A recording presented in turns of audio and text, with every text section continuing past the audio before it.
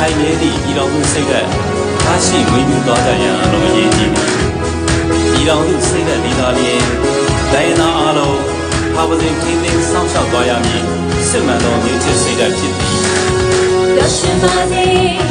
အေးချမ်းပါစေ